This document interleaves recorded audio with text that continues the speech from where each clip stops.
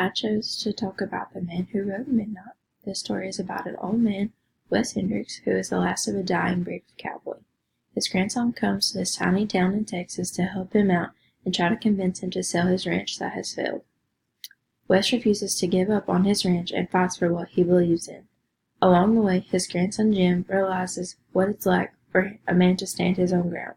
Seeing that, this gives Jim some personal courage he has longed for but never received. This is a book that I read.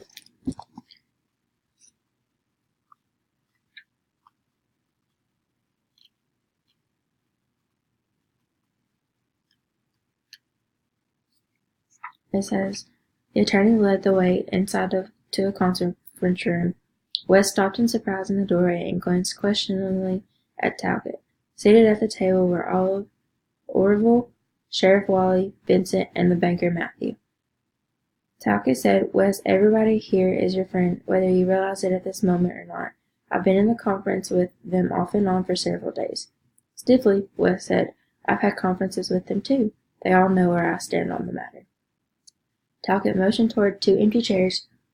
Wes, I have studied the case thoroughly and have come to the reluctant conclusion that you cannot win.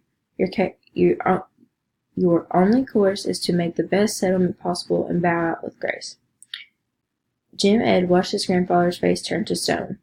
Talcott said, I have negotiated what I believe is better than just compensation for your land. It is more than the appraised value by fully 30%, enough to pay what Matthew says you owe the bank and leave you at a most generous retirement fund. Wes's eyes narrowed as he gave the lawyer a look of contempt. He started rising to his feet.